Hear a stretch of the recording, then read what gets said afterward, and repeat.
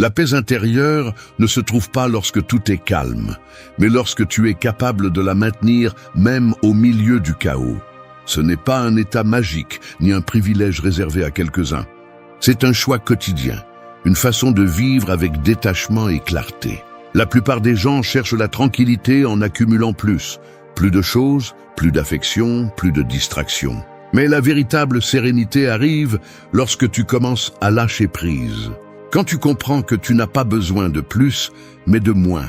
Moins de bruit, moins de dépendance, moins de besoin de prouver quelque chose. Ce chemin n'a rien à voir avec la fuite du monde, mais avec l'apprentissage de comment être dans celui-ci sans qu'il te consume. Le détachement conscient n'est pas de l'indifférence, c'est de l'intelligence émotionnelle. C'est comprendre que tout ne mérite pas ton énergie, que toutes les batailles ne doivent pas être combattues, et que la tranquillité ne se négocie pas avec ce qui détruit ton équilibre. Il s'agit de choisir ce qui te renforce et de laisser derrière ce qui ne fait qu'alimenter ton anxiété. La paix n'apparaît pas soudainement. Elle se construit lorsque tu cesses de résister à la vie. Quand tu acceptes ce que tu ne peux pas contrôler et que tu diriges ton énergie vers ce qui dépend de toi. Lâcher prise ne t'affaiblit pas, cela te libère. Ce n'est pas abandonner. C'est décider de ne plus être lié à ce qui n'a plus de sens. Et c'est l'acte le plus puissant qu'un esprit conscient peut accomplir. Dans cette vidéo, tu vas comprendre pourquoi la force émotionnelle naît du détachement, comment cultiver cette tranquillité qui ne dépend de rien d'extérieur, et quelles attitudes tu peux pratiquer chaque jour pour revenir à toi-même. Parce que la véritable transformation n'arrive pas lorsque tu changes tout, mais lorsque tu cesses de lutter contre ce que tu ne peux pas changer. 1. Maîtrise ton esprit. Ton esprit est comme un océan, parfois calme, parfois agité par des tempêtes que tu provoques toi-même.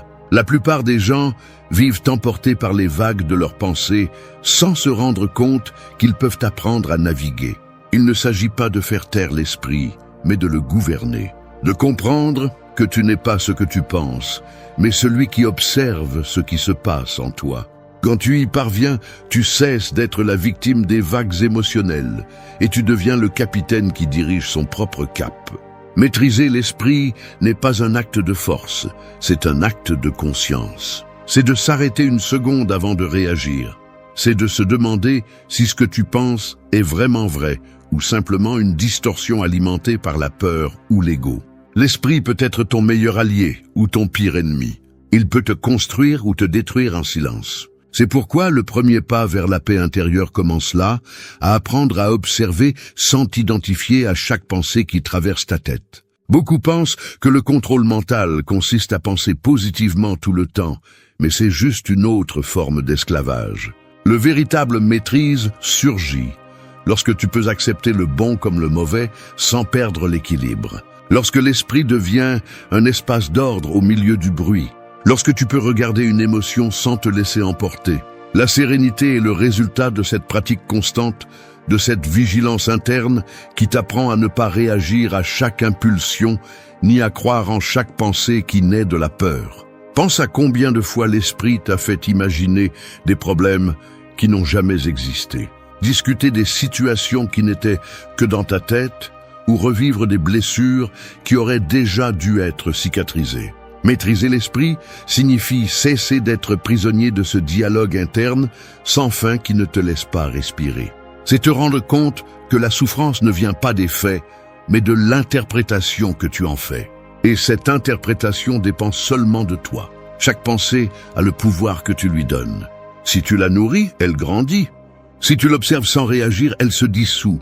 C'est là la véritable pratique. Ne pas résister aux pensées, mais les voir passer comme des nuages dans le ciel. Tu n'as pas à te battre avec elles. Il suffit de comprendre qu'elles ne sont pas toi. Cette distance crée la liberté. Elle te permet d'agir à partir de la raison, pas de l'émotion. Quand tu y parviens, rien ni personne ne peut manipuler ta paix. Maîtriser l'esprit ne se fait pas du jour au lendemain. Cela demande de la discipline, de la présence et du courage. Du courage pour affronter ce qui est en toi sans fuir. Parce qu'il est plus facile de blâmer le monde que de regarder tes propres schémas. Mais un esprit indiscipliné est comme un cheval emballé. Il t'emmène là où tu ne veux pas aller. En revanche, lorsque tu le formes, il devient ta plus grande force. Il te donne la clarté pour décider, le calme pour résister et le pouvoir pour avancer sans dépendre de ce qui se passe à l'extérieur. L'esprit formé n'a pas besoin d'approbation ni de contrôle, seulement de direction. Lorsque tu te concentres sur ce que tu peux gérer, le reste perd beaucoup de son poids. C'est là que commence la véritable liberté. Maîtriser ton esprit ne signifie pas éliminer tes émotions, mais apprendre à vivre avec elles sans perdre ton centre. Cela signifie répondre avec sagesse, pas avec des impulsions. C'est marcher avec la certitude que le monde peut changer, mais tu décides comment l'interpréter. Et quand tu arrives à ce point, quand ton esprit cesse d'être un ennemi et devient un allié, tu découvres une paix qui ne dépend pas du silence externe, mais de l'harmonie interne. C'est la force qui ne se brise pas, celle qui n'a pas besoin d'applaudissements ni de validation. 2.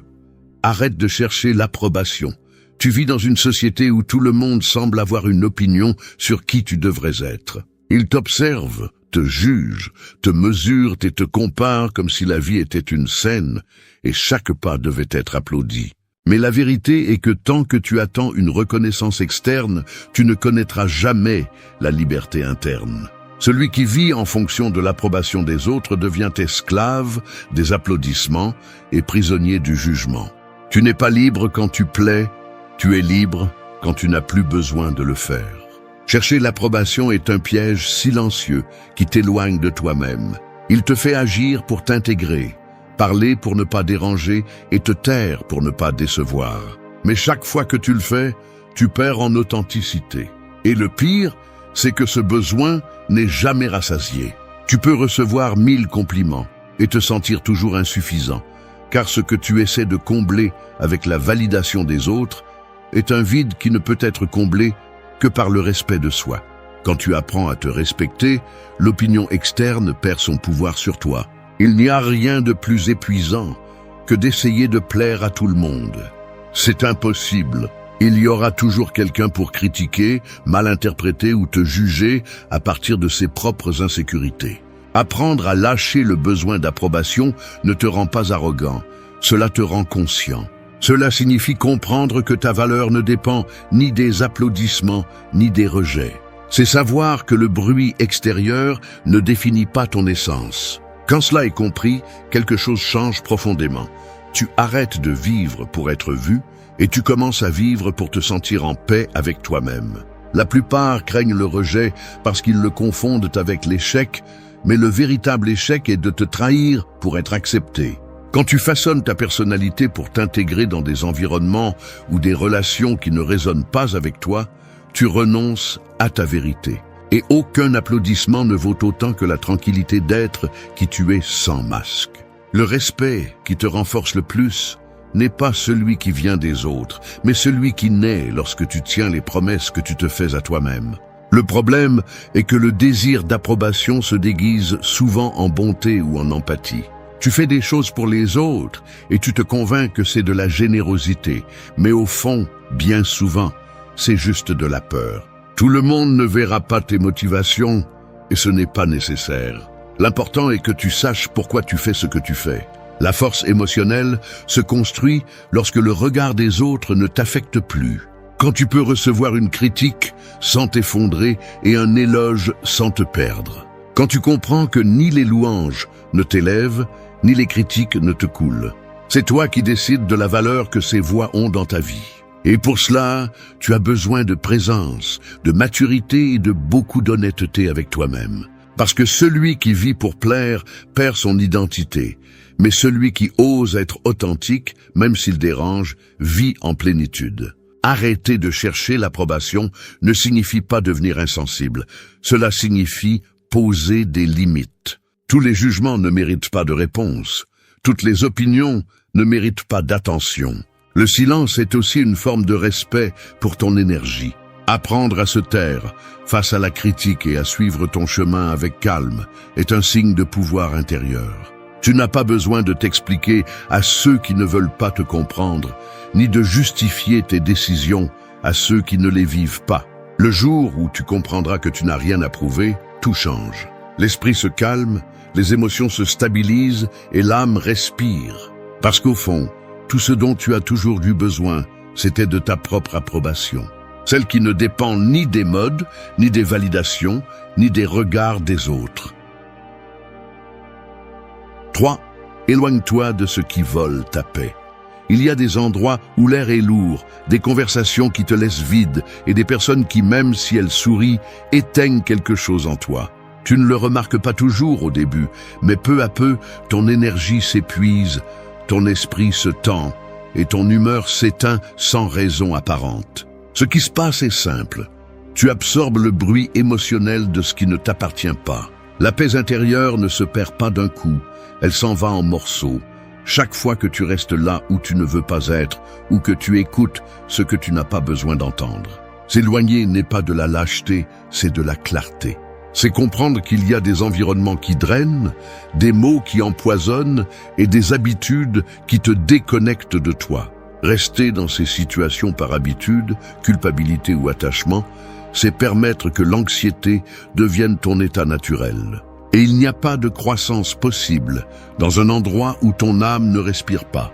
C'est pourquoi, lorsque quelque chose commence à te voler ta tranquillité, c'est un signe que ton intérieur demande de la distance. Tu ne peux pas toujours changer l'environnement, mais tu peux choisir de ne pas rester coincé dedans. Le véritable détachement commence lorsque tu arrêtes de justifier ce qui te détruit. Quand tu te rends compte que tu n'as pas besoin d'explications pour t'éloigner de ce qui te fait du mal. Parfois, il s'agit de personnes, d'autres fois de pensées et souvent de toi-même. Des habitudes que tu sais qui t'éteignent, des conversations qui te prennent plus qu'elles ne te donnent, des souvenirs qui n'ouvrent que des blessures qui auraient dû déjà être guéries. Lâcher prise n'est pas toujours dire au revoir à quelqu'un. Parfois, c'est arrêter de nourrir ce qui te perturbe de l'intérieur. Rester là où ta paix se brise est une forme d'auto-sabotage. L'esprit s'adapte à la tension comme si c'était normal et te convainc que ce n'est pas si grave. Mais le corps le ressent. Tes épaules se tendent, ta respiration se raccourcit et ton énergie chute. Le corps ne ment pas. Il sait quand tu es dans un endroit qui ne te correspond pas. Écoute-le. Parfois, le chemin vers la sérénité ne nécessite pas d'ajouter quoi que ce soit de nouveau. Juste de t'éloigner de ce qui te rend malade émotionnellement. Apprendre à t'éloigner calmement est une compétence que peu de gens pratiquent. Il ne s'agit pas de couper les liens avec colère, mais de te retirer en silence en sachant que tu as déjà fait ta part. Tu n'as pas à faire de scandale ni à donner d'explications. Il suffit de reconnaître quand quelque chose a cessé de contribuer à ta croissance. La paix intérieure se protège avec des limites, et ces limites sont des signes de maturité. Tu n'as pas besoin de détruire quoi que ce soit pour partir, il suffit d'arrêter de participer à ce qui ne te fait pas de bien. Le détachement conscient est précisément cela, savoir lâcher sans ressentiment, non pas pour démontrer ta force, mais pour la conserver. Parce que chaque fois que tu t'éloignes de ce qui te perturbe, tu te rapproches de ton centre. Ce qui est difficile n'est pas de partir, c'est de ne pas revenir par habitude. C'est pourquoi la clé est de comprendre que la paix ne se négocie pas, elle se défend. Si quelque chose te force à sacrifier ta tranquillité, ce n'est pas de l'amour, ce n'est pas de l'amitié ni du succès, c'est un fardeau déguisé. Le silence qui suit l'éloignement fait souvent mal, mais il guérit aussi. C'est le genre de silence qui nettoie. Celui qui te rend la clarté que tu avais perdue dans le bruit de l'inutile. Laisser derrière toi ce qui vole ta paix ne te rend pas froid, ça te rend conscient. Il t'apprend que la véritable force n'est pas de tout résister, mais de reconnaître ce qui ne vaut pas la peine de résister. T'éloigner ne te fait pas toujours perdre. Parfois, c'est la seule façon de retrouver ton équilibre. La tranquillité n'est pas un cadeau, c'est une conséquence des décisions que tu prends au quotidien. Et la plus importante de toutes est de te choisir. Parce que lorsque tu te choisis enfin, le monde cesse d'avoir du pouvoir sur toi et tu reprends le contrôle sur ce qui est le plus précieux, ta paix intérieure. 4. Accepte ce que tu ne contrôles pas. Il y a des tempêtes que tu ne peux pas arrêter, seulement traverser. Tu peux crier au ciel, essayer de te couvrir avec tes mains ou courir chercher un abri, mais la pluie tombera quand même. C'est la vie. Tu peux résister autant que tu veux, mais la réalité ne s'arrête pas pour s'adapter à tes attentes. Et tant que tu continues à lutter contre l'inévitable, tu continues à épuiser ton esprit et ton âme dans des batailles qui sont déjà perdues avant de commencer. La véritable force n'est pas de contrôler le monde, mais de rester calme lorsque le monde ne peut pas être contrôlé. Accepter n'est pas abandonner. C'est comprendre où ton pouvoir se termine et où commence celui de l'univers. Il y a des gens qui vivent enfermés dans une obsession constante de contrôler les résultats, les émotions et même le comportement des autres, croyant que c'est le seul moyen de trouver la paix. Mais plus ils essaient de dominer l'extérieur, plus ils perdent l'équilibre intérieur. Le contrôle absolu est une illusion qui ne génère que de la frustration. La souffrance humaine ne provient pas de ce qui se passe, mais de la résistance à ce qui se passe. Tu ne peux pas changer le passé, tu ne peux pas prédire l'avenir et tu ne peux pas forcer les autres à agir comme tu l'espères. Mais tu peux décider comment réagir. C'est le terrain où tu as vraiment du pouvoir. Le reste n'est qu'une perte d'énergie déguisée en inquiétude. Accepter la vie telle qu'elle est ne signifie pas te résigner. Cela signifie te libérer du poids de vouloir que tout soit différent. Pense à combien d'énergie tu as perdu en essayant de faire comprendre à quelqu'un, de faire quelque chose de parfait ou de faire suivre à la vie un plan précis. Tout cet effort ne t'a pas donné le contrôle, il t'a donné de l'anxiété. Accepter est l'acte le plus libérateur qui existe, car il cesse de nourrir l'illusion de la domination totale. Il te permet de te concentrer sur ce que tu peux vraiment faire, ton attitude, ta réaction, ta perspective. Et quand tu y arrives, l'esprit cesse d'être un champ de bataille et devient un espace de clarté. Les stoïciens le comprenaient avec une sagesse brutale. Il y a des choses qui dépendent de toi et des choses qui ne dépendent pas de toi. Dans cette simple distinction réside toute la paix intérieure. Le problème est que nous avons été éduqués pour confondre le contrôle avec la responsabilité.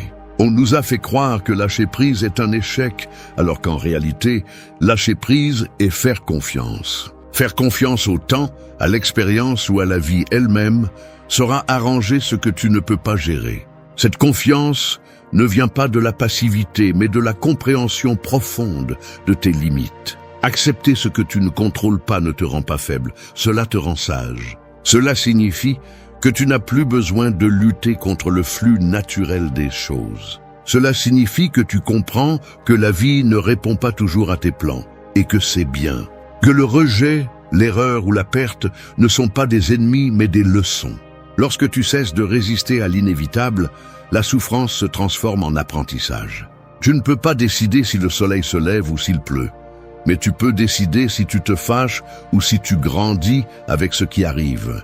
La sérénité commence lorsque tu cesses d'exiger que le monde se comporte comme tu le souhaites. Lorsque tu comprends que le chaos n'est pas une menace, mais une partie de l'ordre que tu ne peux pas voir. Au fond, accepter ce que tu ne contrôles pas, c'est te rendre à la réalité avec dignité. C'est regarder ce qui fait mal sans drame et dire « cela aussi passera ». Parce que tout passe, même ce qui semble éternel. Et lorsque tu apprends à faire confiance à cela, tu découvres que le pouvoir n'est pas de forcer la vie, mais de couler avec elle. Accepter ce que tu ne contrôles pas est le début du détachement conscient. Cela te libère du poids des attentes et te rend l'énergie que tu dépensais en résistant au présent. C'est comprendre que la paix ne se trouve pas en dominant le chaos. 5. Agisse sans peur. La peur est comme une ombre qui te suit partout. Peu importe combien tu cours ou combien tu prétends qu'elle n'est pas là, elle reste toujours à tes côtés. Et plus tu essaies de l'ignorer, plus elle devient forte. Mais quand tu te retournes et la regardes en face, tu découvres qu'elle n'a jamais été aussi grande que tu l'imaginais. Agir sans peur ne signifie pas ne pas la ressentir. Cela signifie avancer malgré elle. La différence entre ceux qui parviennent à maîtriser leur vie et ceux qui restent coincés est que certains utilisent la peur comme un signal et d'autres comme une excuse. Chaque fois que tu t'arrêtes par peur, tu perds une occasion de te connaître. La peur ne se dissout pas avec des pensées positives, elle s'affaiblit avec l'action. Ce n'est pas l'ennemi, C'est une boussole qui pointe exactement vers ce qui te fait le plus peur et par conséquent vers ce que tu as le plus besoin d'affronter.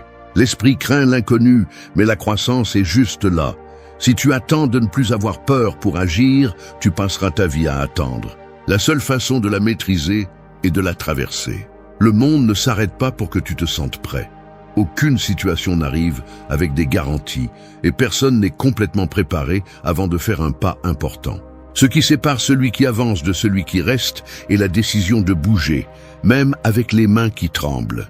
La peur perd de sa puissance quand tu agis, car elle cesse d'être une menace imaginaire et devient une expérience réelle que tu peux gérer. Ce qui te fait peur aujourd'hui, si tu y fais face, deviendra demain une partie de ta force. Le problème est que beaucoup confondent prudence avec paralysie. Ils analysent tellement qu'ils finissent par justifier l'inaction. Ils appellent cela « attendre le bon moment », alors qu'en réalité ils craignent seulement le risque.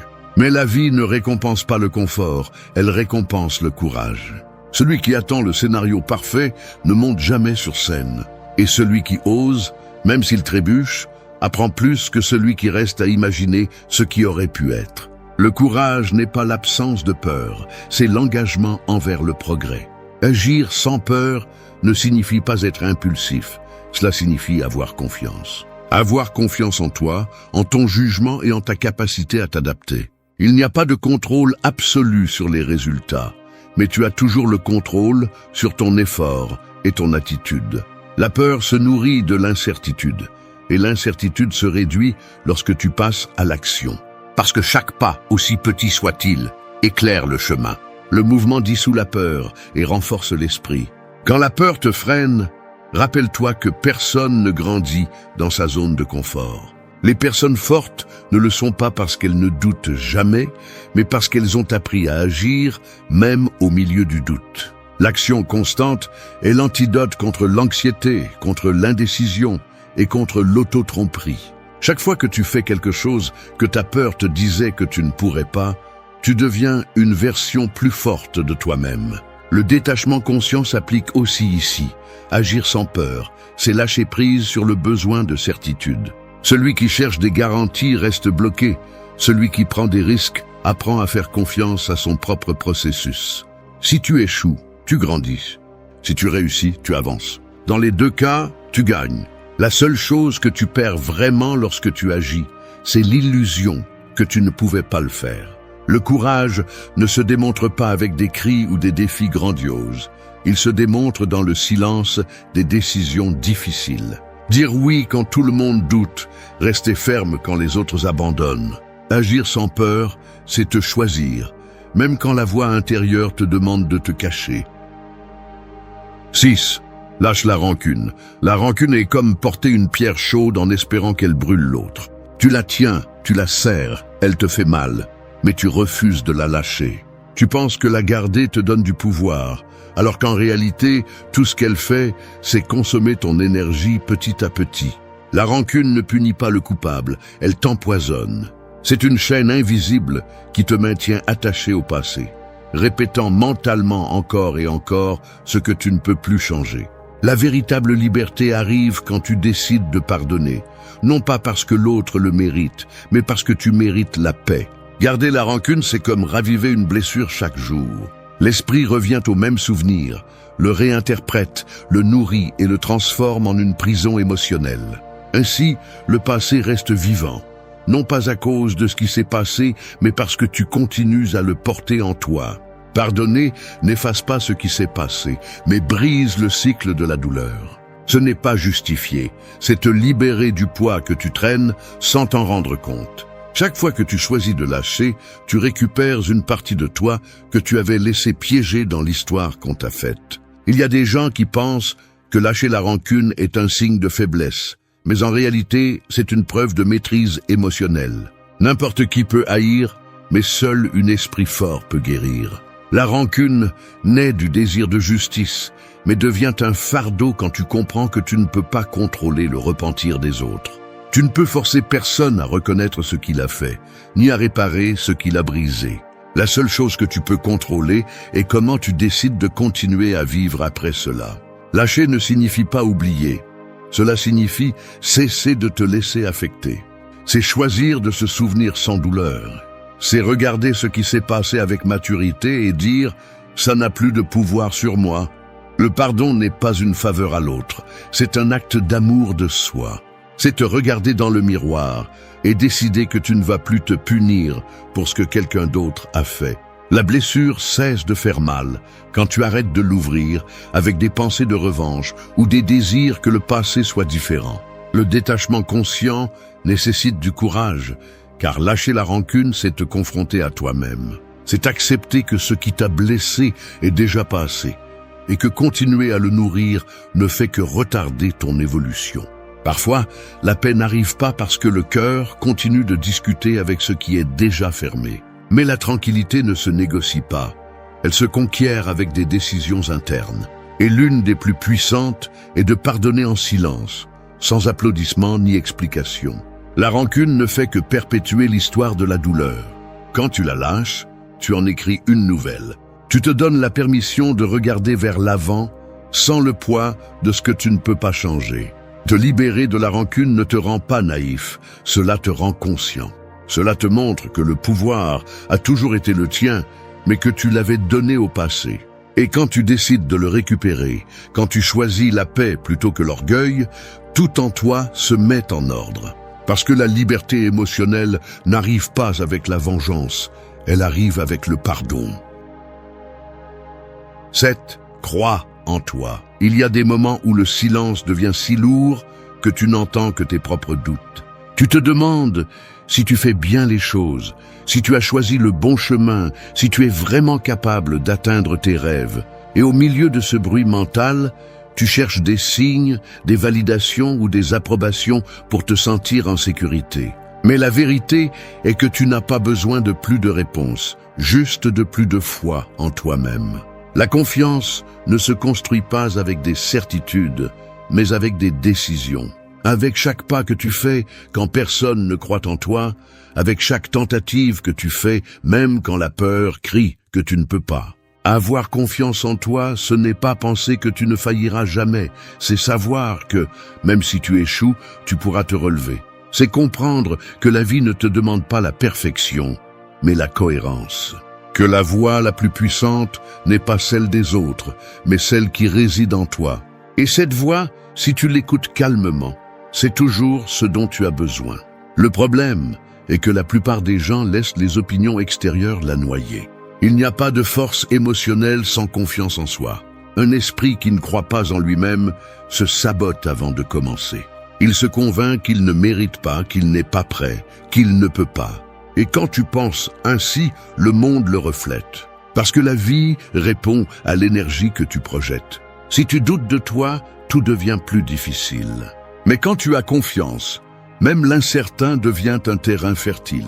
La sécurité intérieure ne se voit pas dans les mots.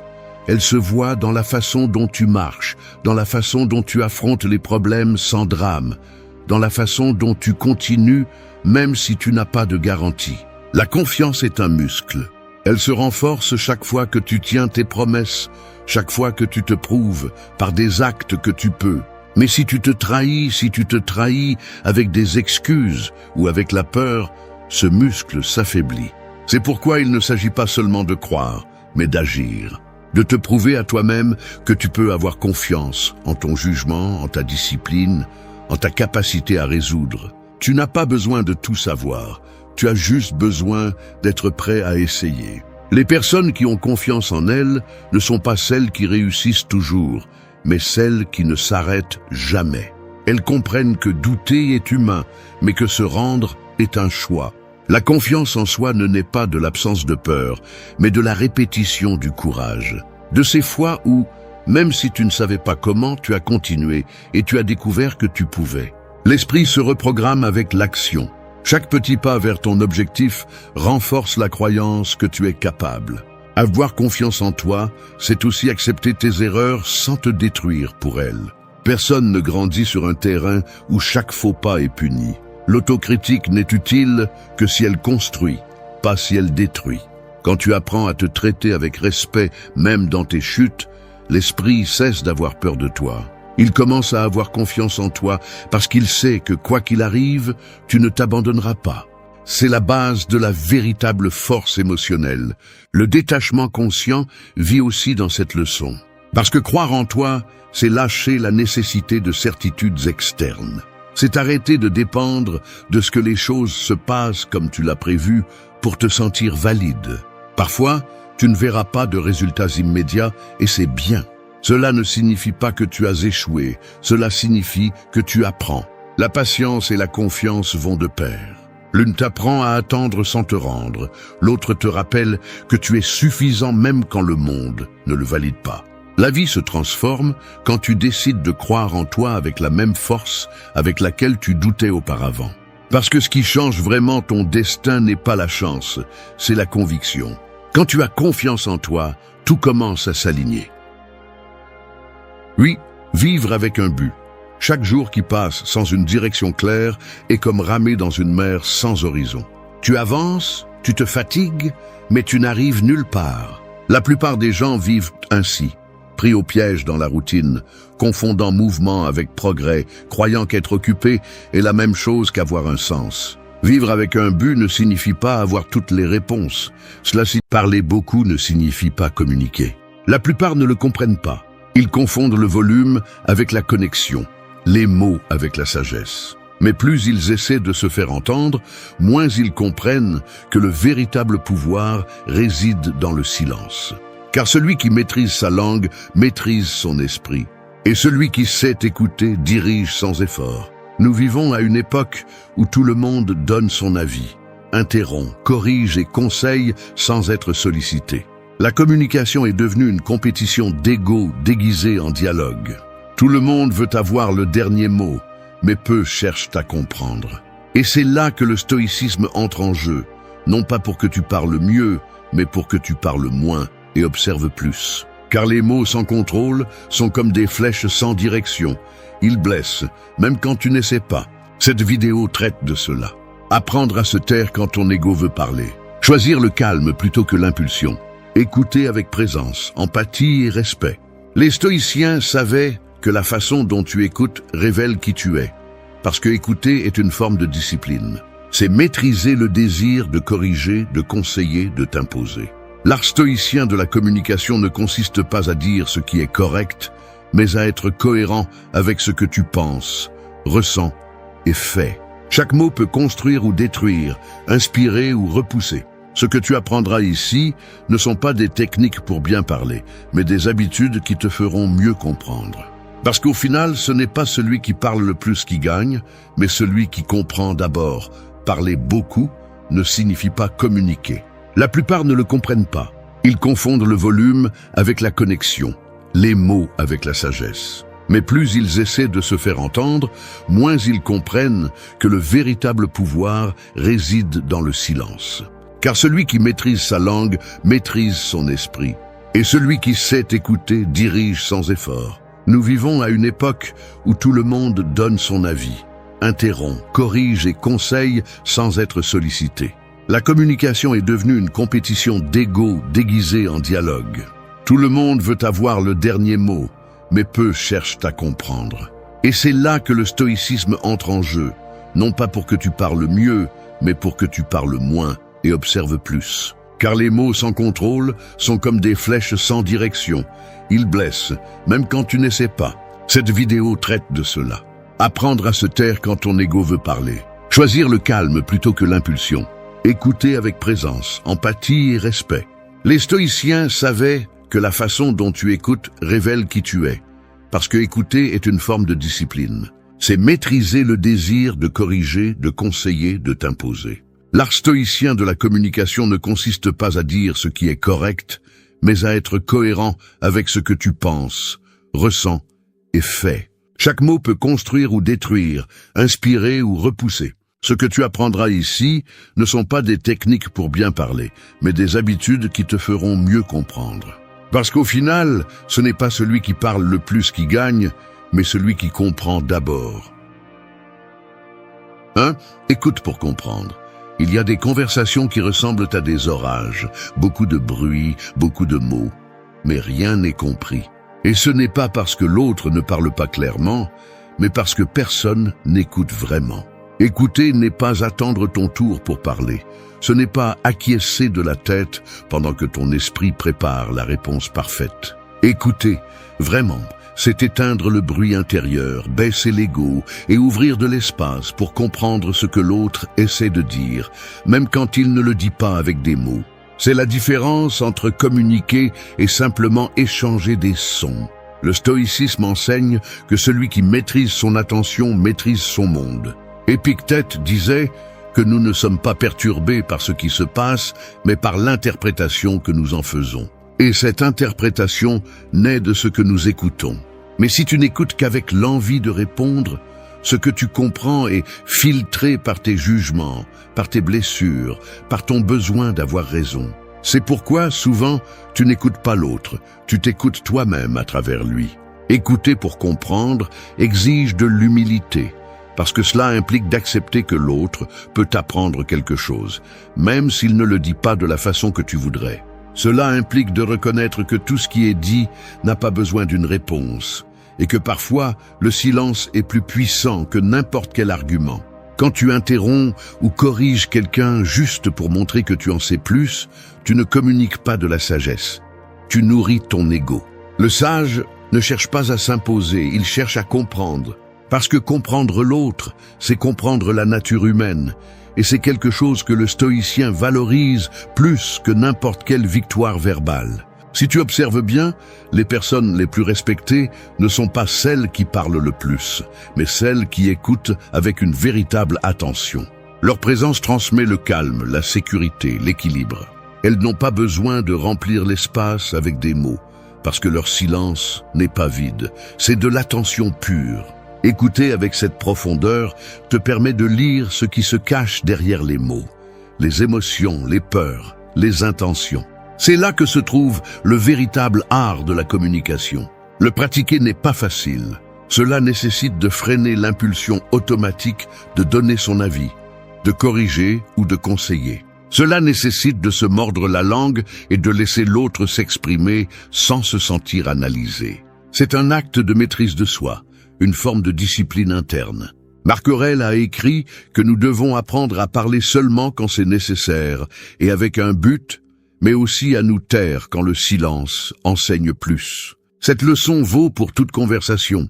Quand tu choisis d'écouter, tu choisis la sagesse. Dans la vie quotidienne, tu peux commencer à l'appliquer dans les choses les plus simples.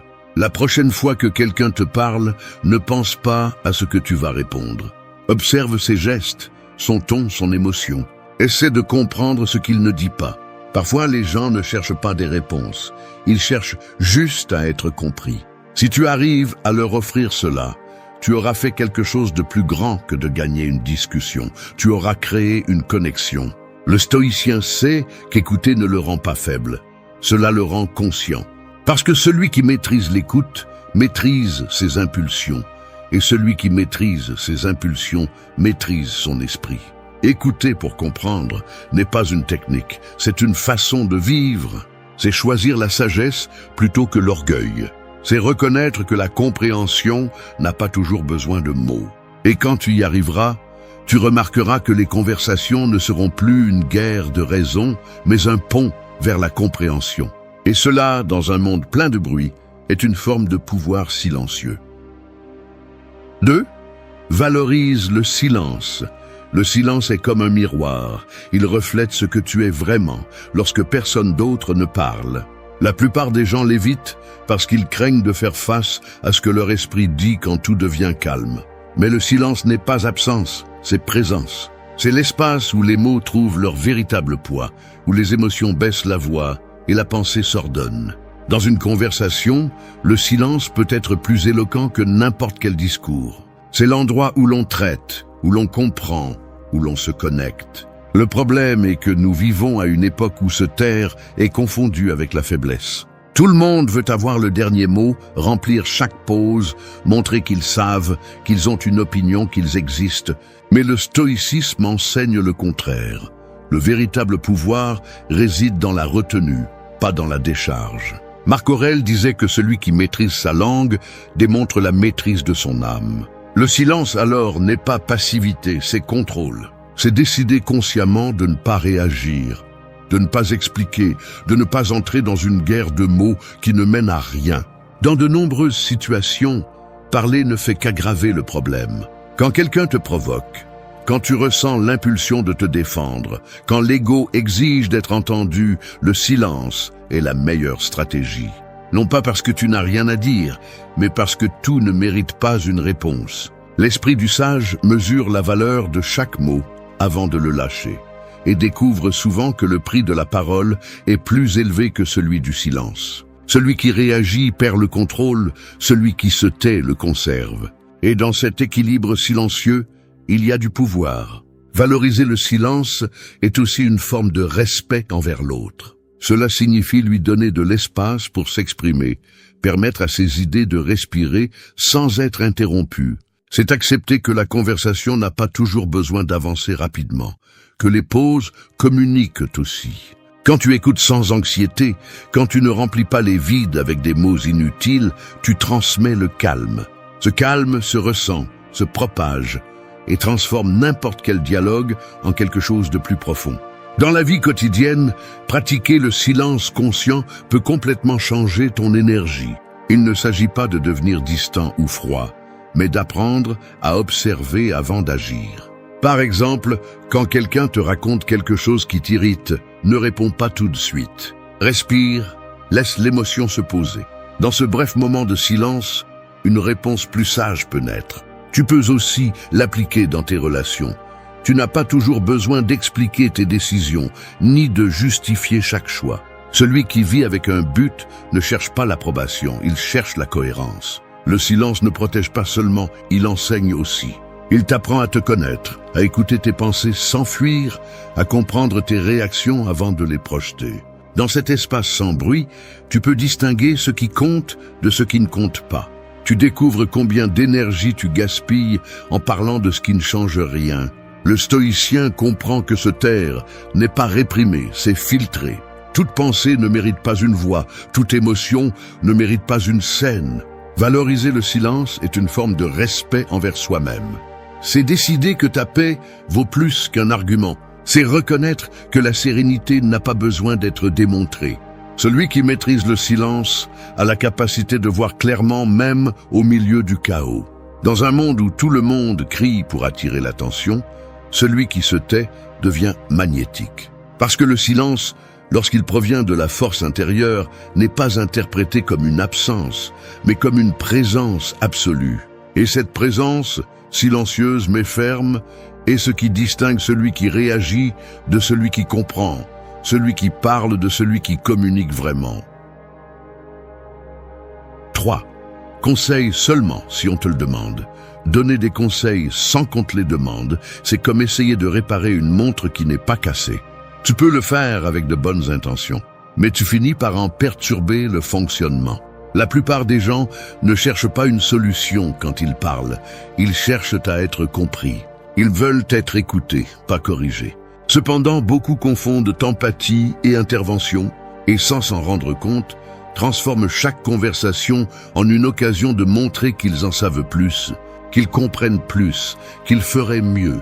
Cela n'aide pas, cela crée une distance. Le stoïcisme enseigne qu'on ne peut pas aider celui qui n'est pas disposé à recevoir de l'aide. Épictète disait que personne ne change par obligation, mais par compréhension. Quand tu donnes des conseils sans permission, ce que tu fais vraiment, c'est imposer ta vision du monde à une autre personne, et c'est de l'ego déguisé en bonté. Cela peut sembler cruel, mais souvent donner des conseils est une façon de ne pas tolérer le silence d'autrui, de remplir l'espace inconfortable où tu devrais simplement accompagner. Parfois, le silence est plus thérapeutique que les mots. Écouter avec présence est plus utile que d'offrir des solutions précipitées. Les gens n'ont pas besoin que tu leur dises quoi faire. Ils ont besoin de le découvrir par eux-mêmes. Si tu interviens trop tôt, tu leur voles ce processus. Le sage n'impose pas son expérience. Il la partage quand on la lui demande, parce qu'il comprend que l'apprentissage réel naît de la réflexion personnelle, pas des instructions des autres. Dans la vie quotidienne, tu peux remarquer comment cette habitude détruit les connexions sans que tu t'en rendes compte. Quelqu'un te raconte un problème et tu réponds par un « tu devrais faire ceci » ou « si j'étais toi, je ferais cela ». Mais cette personne ne t'a pas demandé de conseil, elle voulait juste se sentir comprise. Et quand tu ne comprends pas, tu brises le pont. La conversation se refroidit, l'autre se ferme. Et ce qui aurait pu être de l'empathie devient de la résistance. Les gens n'ont pas besoin que tu les guides tout le temps, ils ont besoin de se sentir capables. L'art de conseiller avec sagesse est d'attendre le bon moment. Quand quelqu'un te dit « qu'en penses-tu » ou « j'ai besoin de ton conseil », c'est alors que la porte s'ouvre. Avant cela, chaque mot que tu prononces peut sonner comme une critique, même s'il ne l'est pas. Apprendre à contenir l'impulsion de parler, de corriger, de sauver l'autre est un acte de maturité émotionnelle. Cela nécessite de comprendre que tu n'es pas toujours le protagoniste dans l'histoire de l'autre, que ton rôle peut être simplement d'écouter et d'être présent. Conseiller sans permission est aussi une façon de ne pas respecter le processus de l'autre. Tout le monde n'est pas prêt à entendre ce que tu penses qu'il devrait savoir. Tout le monde n'est pas au même point de conscience ou de préparation.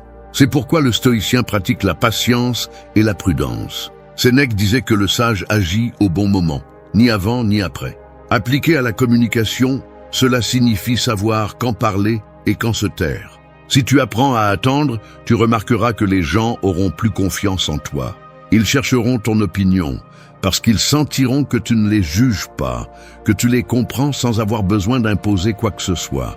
Ta parole gagnera en poids, parce que tu parles depuis le calme, pas depuis le besoin d'avoir raison.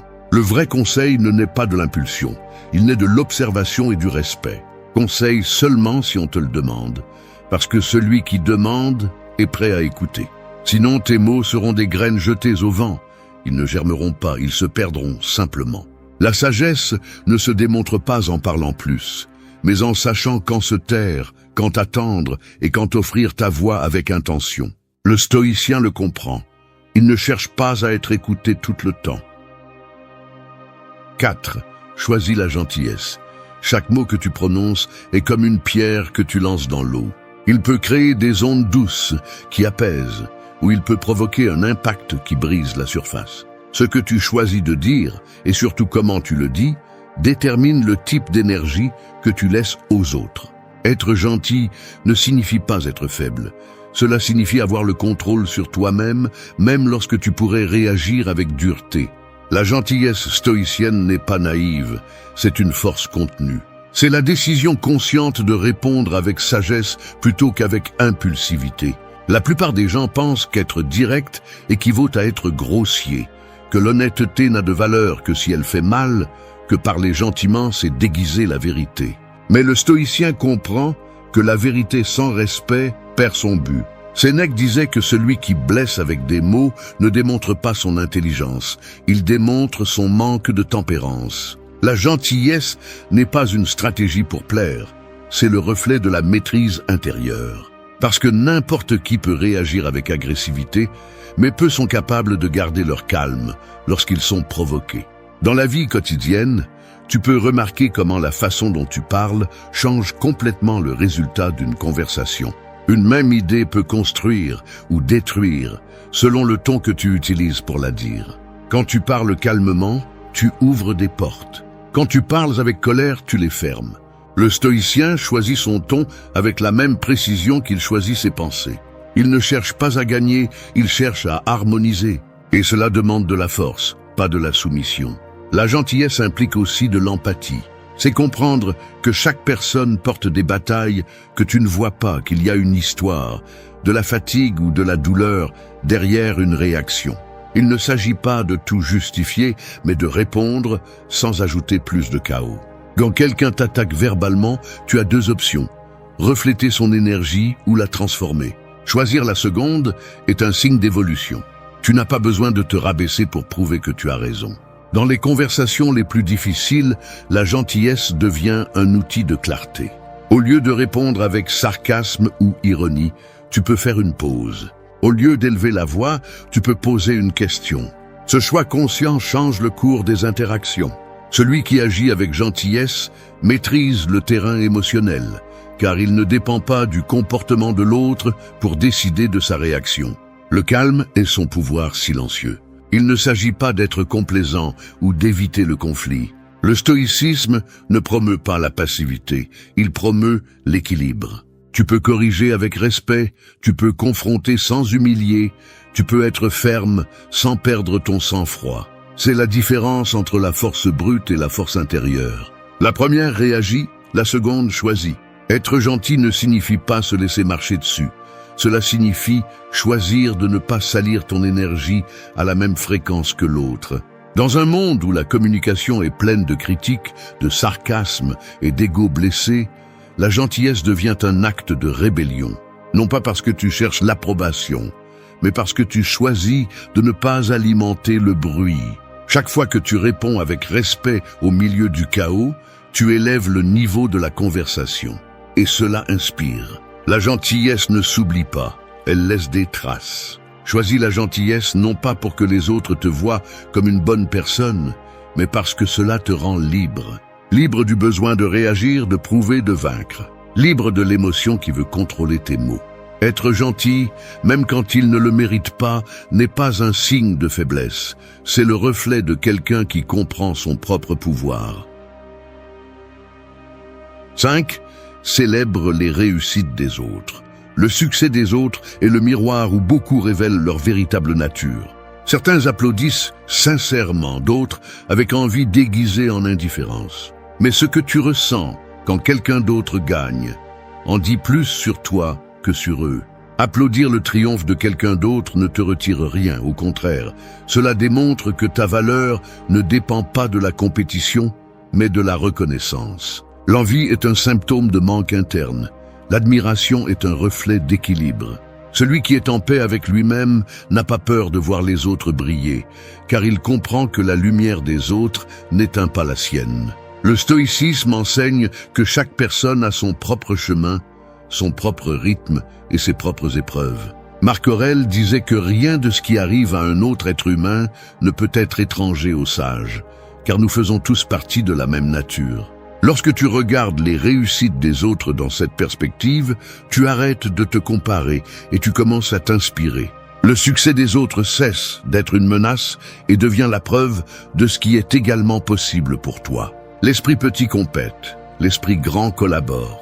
Dans la vie quotidienne, les comparaisons sont inévitables, mais c'est à toi de décider si tu les utilises pour grandir ou pour t'amertir. Voir que quelqu'un progresse plus vite, gagne plus ou atteint plus tôt ce que tu désires peut générer de la frustration si ton estime de soi dépend du résultat. Cependant, le stoïcien ne mesure pas sa valeur par la position de l'autre, mais par la cohérence avec son propre chemin.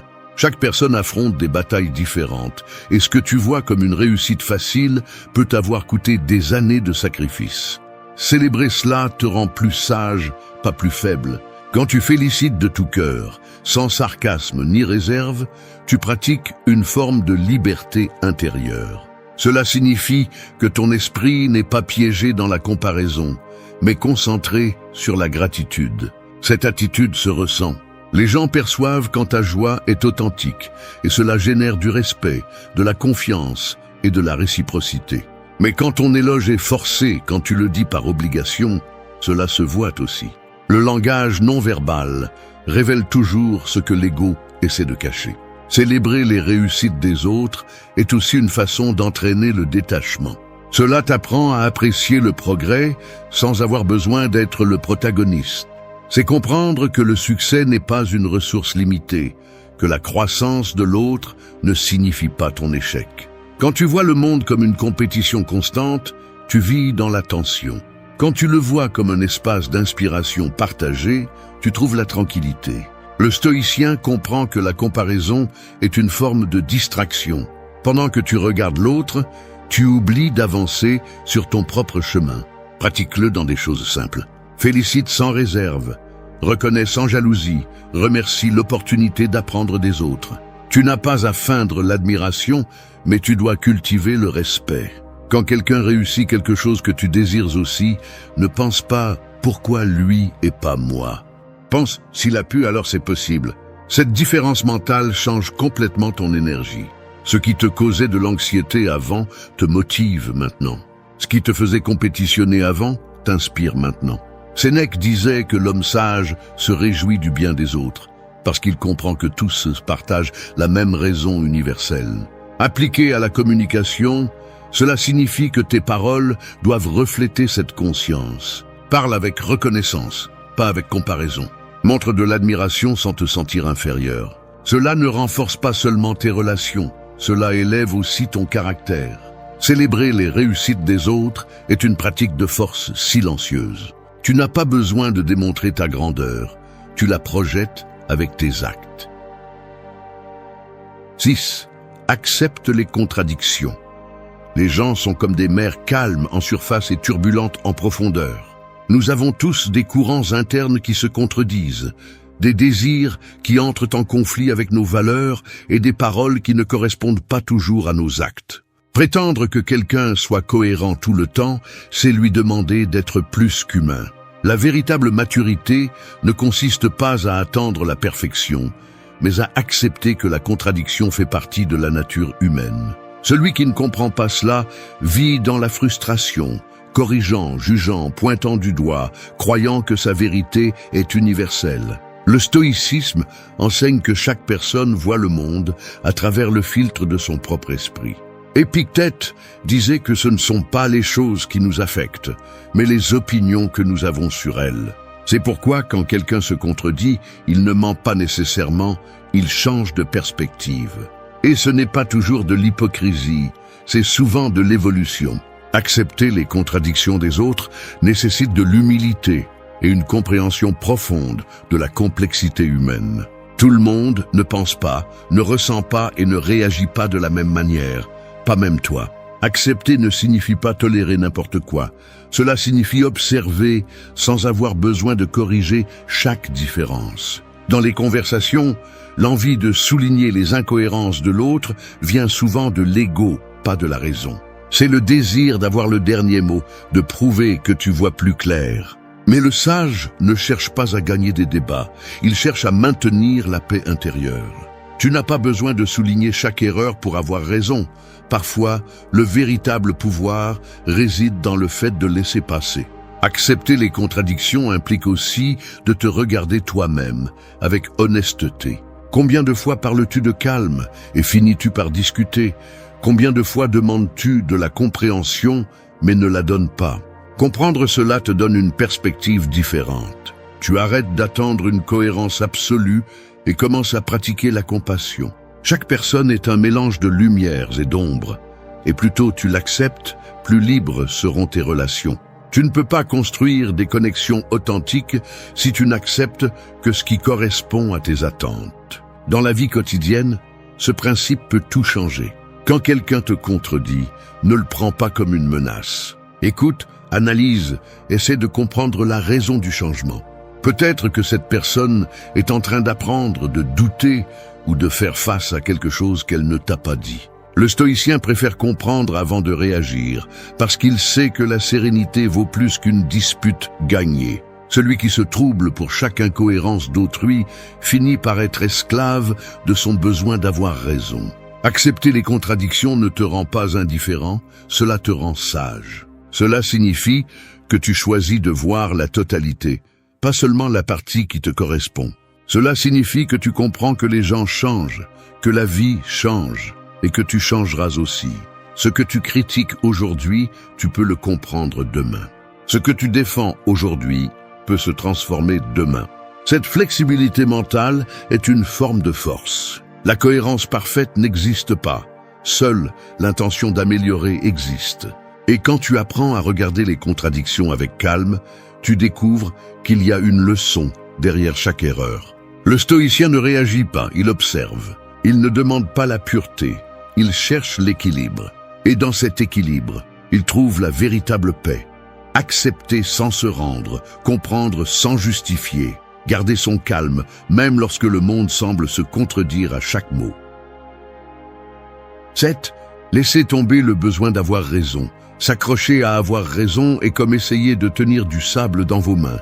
Plus vous serrez fort, plus il s'échappe. Le besoin de prouver que vous savez, que vous comprenez mieux, que l'autre a tort, n'est pas une force, c'est de la peur. Une peur d'être exposé, de perdre le contrôle, de vous sentir inférieur. Mais quand vous comprenez que la vérité n'a pas besoin de défense, vous découvrez une liberté que peu de gens connaissent. Tout débat ne mérite pas votre énergie. Toute divergence ne nécessite pas une bataille. Le sage ne cherche pas à gagner, il cherche la paix. La plupart des conflits naissent de cette obsession d'avoir le dernier mot. Au lieu d'écouter, les gens préparent leurs réponses. Au lieu de comprendre, ils cherchent à réfuter. Et le pire, c'est que même quand ils gagnent la discussion, ils perdent la connexion. Le stoïcisme enseigne que l'important n'est pas d'avoir raison, mais de vivre selon la raison. Marc Aurèle l'a résumé en une idée simple. La meilleure vengeance est de ne pas ressembler à celui qui vous a fait du mal. Cela s'applique aussi au dialogue. Vous n'avez rien à prouver à celui qui discute par ego, car celui qui crie le plus n'est pas celui qui comprend le mieux. Laissez tomber le besoin de convaincre les autres de votre point de vue. Chaque personne voit le monde depuis son propre niveau de conscience. Ce qui est évident pour vous peut être invisible pour un autre. Et cela ne rend personne supérieur, seulement différent. L'esprit immature veut imposer. L'esprit mature laisse le temps révéler ce que les mots ne peuvent pas. Lorsque vous réagissez à chaque différence, vous épuisez votre énergie, perdez votre calme et devenez prisonnier de l'ego. Celui qui a besoin d'avoir raison tout le temps vit sur la défensive, prêt à se battre, mais jamais en paix. Dans les conversations quotidiennes, cette leçon devient pratique. N'interrompez pas pour corriger, ne discutez pas pour vous imposer. Si quelque chose mérite vraiment d'être dit, il sera entendu lorsque l'autre sera prêt, pas lorsque vous l'exigerez. Apprenez à garder le silence, même lorsque vous savez que vous avez raison. C'est une forme de maîtrise de soi que peu de gens atteignent. Non pas parce que vous vous taisez par faiblesse, mais parce que vous comprenez que la vérité n'a pas besoin de crier pour être vraie. Le stoïcien choisit son énergie avec intelligence. Il ne gaspille pas son énergie à convaincre celui qui ne veut pas comprendre. Il préfère garder son calme plutôt que de gagner une discussion vide. Parce qu'au final, les mots ne changent pas les gens, les expériences le font. Vous pouvez dire quelque chose avec une clarté totale et être mal interprété. Non pas parce que vous vous êtes mal exprimé, mais parce que l'autre n'est pas prêt à écouter. Savoir cela vous donne un énorme avantage, celui de ne rien prendre personnellement. Laissez tomber le besoin d'avoir raison aussi avec vous-même. Parfois, vous vous accrochez à de vieilles idées, à des croyances qui ne vous servent plus, juste par orgueil. Il est difficile pour vous d'accepter que vous avez changé parce que cela impliquerait d'admettre que vous aviez tort auparavant. Mais grandir, c'est cela. Reconnaître que vous n'avez pas toujours été sage. Ce n'est pas une faiblesse, c'est une évolution. Quand vous arrêtez de vous battre pour avoir raison, vous commencez à gagner quelque chose de plus précieux, la sérénité. Vous réalisez que vous n'avez pas besoin de vous imposer pour vous sentir en contrôle, que vous pouvez rester calme, même lorsque les autres perdent le leur. La paix ne se trouve pas dans la conviction, mais dans la compréhension. Et quand vous pratiquez cela, la vie devient plus légère. Les conversations ne sont plus des champs de bataille, mais des espaces pour partager des perspectives. Lâcher le besoin d'avoir raison ne signifie pas abandonner, cela signifie choisir vos batailles. Certaines ne valent pas la peine, d'autres se gagnent avec le silence. Le véritable pouvoir n'est pas d'écraser les arguments, mais de rester calme quand vous pourriez vous battre. Parce que celui qui peut rester tranquille au milieu du conflit. 8. Parle peu, comprend plus. Les mots sont comme le feu, bien utilisés, ils éclairent, mal utilisés, ils brûlent. Beaucoup pensent que parler plus les rend plus intelligents, mais l'excès de mots révèle presque toujours de l'anxiété, pas de la sagesse. Celui qui comprend vraiment n'éprouve pas le besoin d'expliquer tout. Parler peu ne signifie pas se taire par peur, mais choisir quand et comment parler avec intention. Chaque mot doit avoir un but, sinon il devient du bruit. Le stoïcisme enseigne que la maîtrise du langage commence par la maîtrise de l'esprit. Épictète disait qu'avant de parler, nous devons nous demander si ce que nous allons dire est vrai, nécessaire et aimable. Si cela ne remplit pas ces trois conditions, il vaut mieux le garder. Dans une société où tout le monde veut donner son avis, la voix du sage se distingue précisément parce qu'elle ne cherche pas à attirer l'attention. Il ne comble pas les silences pour se sentir présent, il les respecte, parce qu'il comprend que le silence n'est pas vide, c'est clarté. Parler peu est aussi une façon d'écouter plus. Quand tu laisses de l'espace à l'autre, tu commences à remarquer des détails qui passaient auparavant inaperçus. Les gestes, le ton, les pauses. C'est là que se trouve la véritable compréhension. Beaucoup écoutent pas seulement pour répondre, pas pour comprendre. Mais celui qui écoute attentivement développe une perception plus profonde du monde et des personnes. Cette capacité est un avantage en tout, dans tes relations, dans ton travail, dans tes décisions. Parce que celui qui comprend agit avec précision, tandis que celui qui ne fait que parler réagit sans réfléchir. Ce n'est pas un hasard si les personnes les plus sages parlent calmement, sans hâte, sans fioriture. Ils n'ont pas besoin de convaincre qui que ce soit, juste d'exprimer ce qui est juste. Leur présence communique plus que leurs mots. En revanche, celui qui ne contrôle pas son esprit a besoin de parler constamment pour s'affirmer. Parler beaucoup peut être une façon de cacher l'insécurité, de combler un vide intérieur avec du bruit. Mais le bruit ne génère pas de respect, seulement de la distraction. Le stoïcien sait que chaque mot mal utilisé est une flèche tirée sans direction, et tôt ou tard, elle peut blesser. Avant de donner ton point de vue, demande-toi s'il est nécessaire. Souvent, ce que tu veux dire ne changera rien, mais ton silence peut éviter des conflits inutiles. Il ne s'agit pas de te réprimer, mais de parler avec un but. Celui qui maîtrise sa langue montre un contrôle interne, et cela se voit dans chaque interaction. Il n'y a pas de sagesse à parler plus. La sagesse est de dire ce qui est juste. Parler peu te donne aussi un avantage stratégique. Les personnes qui se taisent observent plus, analysent mieux, comprennent les modèles de comportement des autres. Ils ne révèlent pas trop, ils ne s'exposent pas facilement. En revanche, ceux qui parlent sans mesure perdent du pouvoir, montrent des faiblesses, laissent des traces de leurs émotions. Le silence intelligent n'est pas du désintérêt, c'est de l'autogestion émotionnelle. Dans un monde où tout le monde veut être entendu, celui qui sait se taire devient quelqu'un d'énigmatique, respecté et difficile à manipuler. C'est comprendre que l'esprit calme n'a pas besoin de bruit pour se sentir vivant. C'est accepter que toutes les pensées ne méritent pas d'être partagées, ni toutes les émotions d'être exprimées. Dans la simplicité de tes mots peut habiter une force immense. Quand tu apprends à maîtriser ta voix, tu projettes de l'autorité sans avoir besoin de l'élever. Le stoïcien choisit le silence non par lâcheté, mais par sagesse. Parce qu'il comprend que la compréhension ne se démontre pas en parlant, mais en agissant avec cohérence. Chaque mot dit avec intention pèse plus que 1000 prononcés par impulsion. Celui qui parle peu observe plus, comprend plus et souffre moins. Merci d'être resté jusqu'à la fin de la vidéo. Si vous avez tout vu, commentez « Je suis stoïcien » comme notre signe secret, indiquant que vous êtes un véritable apprenant du stoïcisme. N'oubliez